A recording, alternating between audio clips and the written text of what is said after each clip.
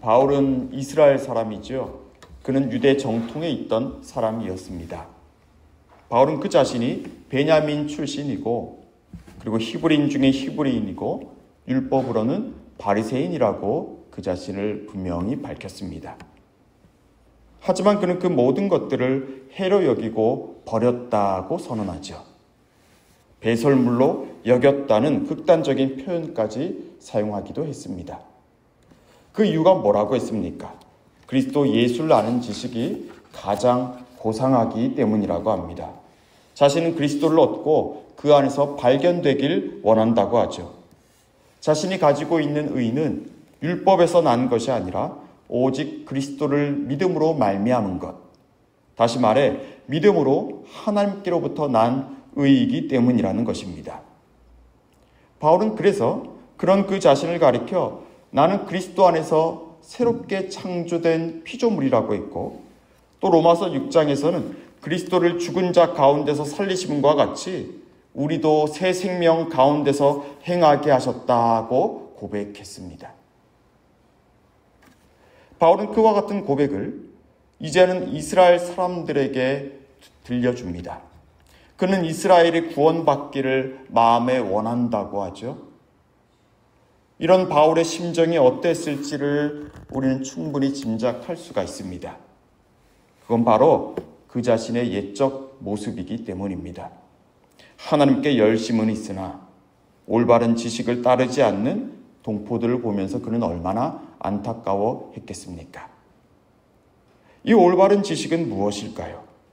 그건 바로 하나님께서 행하신 구원을 믿는 것을 말합니다. 하나님의 행동이 먼저 있습니다. 하나님은 자신의 아들에게 모든 죄의 저주를 감당하게 하셨고 그리고 그 아들을 죽은 자 가운데서 다시 살리셨습니다. 이로써 모든 죄인에게 돌아가야 할 죄의 저주가 다 면제가 되었고 다시 사신 그리스도 안에서 죄인들은 하나님의 자녀로서의 새로운 삶을 시작할 수 있게 되었습니다. 이와 같은 일이 가능하게 하는 하나님의 결단, 하나님의 행위가 먼저 있었죠. 이 행위 이전에는 인간이 내세울 게 아무것도 없습니다. 인간의 어떠한 조건이 하나님의 행동을 이끈 게 아닙니다. 다만 우리는 이렇게 말할 수 있죠. 하나님께서 의를 이루시기 위해 다시 말해 죄인들이 하나님과 교제하며 하나님을 다시 찾을 수 있도록 그 관계를 맺게 하시려고 아들 예수를 내어주셨고 그를 다시 살리셨다고 말할 수 있을 뿐입니다. 이제 이것을 받아들이느냐의 선택이 우리에게 주어져 있습니다. 이것을 믿고 받아들이는 사람은 의에 이르게 되고 구원을 받는다는 것이 오늘 본문의 요점입니다. 자, 그런데 이 말씀을 누구를 염두에 두고 기록했다 했습니까? 이스라엘입니다. 이스라엘은 좀처럼 이 믿음으로 말미암는 의를 받아들이지 못하고 있기 때문입니다. 그들은 율법으로 의를 이룰 수 있다고 믿습니다. 이 말은 저들 자신 안에 의를 이룰 수 있는 가능성을 가지고 있다는 걸 말합니다. 그들은 그렇게 믿고 있었습니다. 바울도 그러했죠. 그는 바리새인, 엄격하게 율법을 지켜 행하는 사람이었습니다. 그러나 그런 그가 부활하신 예수님을 만나고부터는 전혀 다른 인생을 살아가게 되죠. 그는 예수님에게서 어떤 소리를 들었습니까? 내가 어찌하여 나를 박해하느냐? 가시채를 뒷발질하기가 내게 고생이니라. 그 소리에 바울은 그 자리에 그만 거꾸러지고 맙니다. 그 소리에 바울은 그저 그 자리에 자빠져 있습니다. 왜 그랬을까요? 예수님의 바로 그 말씀이 그 자신이 가지고 있던 삶에 관한 근본적인 의문을 건드렸기 때문입니다. 가시채란 가축이 멈추지 말고 계속 일을 하게 하려고 사용하는 뾰족한 막대기와도 같은 것입니다.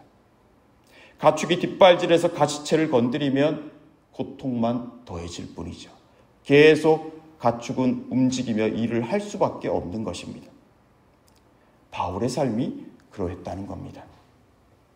아무도 몰랐죠. 다들 보기에는 이 사람은 괜찮은 바리새인과 같습니다.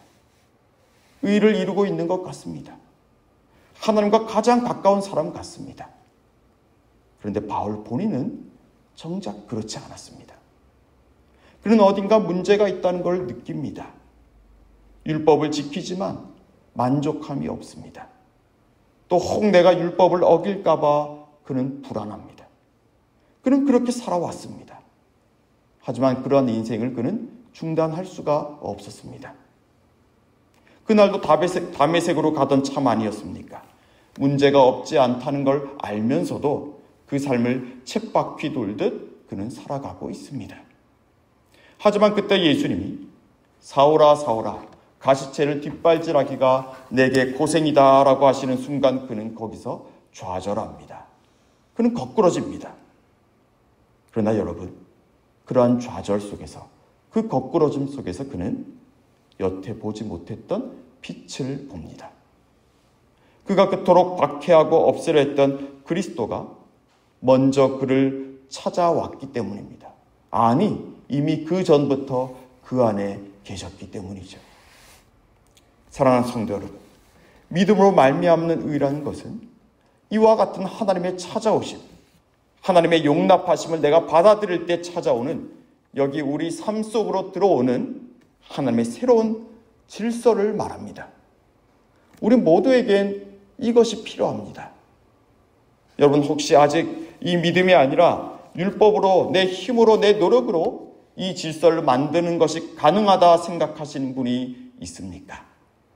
그래서 내가 그리스도인인데도 불구하고 여전히 불안하고 평안을 누리지 못하는 분이 계시지는 않습니까? 만일 우리가 하나님의 구원에 믿음이 아닌 다른 것을 하나라도 덧붙인다면 우리는 십자가에서 행하신 하나님의 그 놀라운 일들을 도리어 무시하는 것이 되고 맙니다. 이건 하나님의 은혜만을 믿고 주어진 삶을 아무렇게나 살아도 된다는 말이 아닙니다.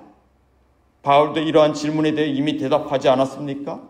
은혜를 더하게 하려고 죄에 거하겠느냐라는 이 물음은 사실은 은혜 앞에서 아무런 힘도 발휘하지 못합니다. 왜 그렇습니까? 은혜가 자연스럽게 우리를 죄로부터 멀어지게 하기 때문입니다. 하나님의 그 놀라운 행위가 말입니다. 은혜는 우리가 예수를 주로 시인하게 합니다. 은혜 속에서 우리는 하나님이 예수님을 죽은 자 가운데서 살리신 것을 받아들입니다.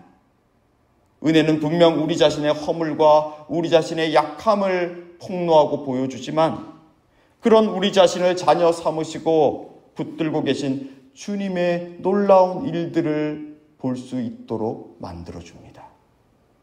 사랑하는 성도 여러분, 저와 여러분이 하나님이 행하신 이 놀랍고 위대한 결정을 거듭 받아들이기를 바랍니다. 그를 믿는 자가 부끄러움을 당하지 않는다 했습니다. 누구든지 그를 믿는 자는 그렇다고 했습니다. 여기 이 누구든지라는 말 속에는 그야말로 모든 상황, 모든 출신, 모든 배경을 다 포함하죠. 지금 내가 어떤 처지에 있든, 내가 무슨 일을 만났고, 내가 무슨 생각을 하고 있고, 아니 조금 전까지 내가 어떤 일을 저질렀든 하나님은 하나님의 이 구원의 행위를 받아들이는 자가 의에 이르고 구원을 받는다고 말씀하십니다. 주님의 이름을 부르고 주님이 이루신 이 구원을 자랑하는 저와 여러분 되기를 바랍니다. 여전히 우리를 비추고 있는 그 빛을 따라가는 저와 여러분 되시기를 주님의 이름으로 축복합니다. 기도하겠습니다. 하나님, 여기 이미 주님의 의가 시작되고 있음을 우리는 믿음으로 고백합니다. 캄캄한 어둠, 저 어둠의 그늘에 앉은 자들에게 빛이 비추고 있음을 우리는 믿음의 눈으로 봅니다. 우리가 어떠한 상황에 있든, 우리가 무엇을 했든지 주님은 우리를 긍휼히 여기시며 다시 우리에게 하나님이 행하신 구원을 알려주시며 다시 나를 찾으라 하시는 하나님의 뜻을 우리가 붙들기를 원합니다. 그리하여 그리스도 안에서 새로운 피조물이 누리는 그 부요함으로 인해 주님께 영광과 감사를 돌리게 해주십시오. 오늘 저녁에 있을 기도회를 통해 하나님의 뜻을 깨닫게 하여 주시고 위로부터 주시는 하나님의 능력과 권위로 충만해지는 시간이 되게 해 주십시오. 예수님 이름으로 기도합니다. 아멘.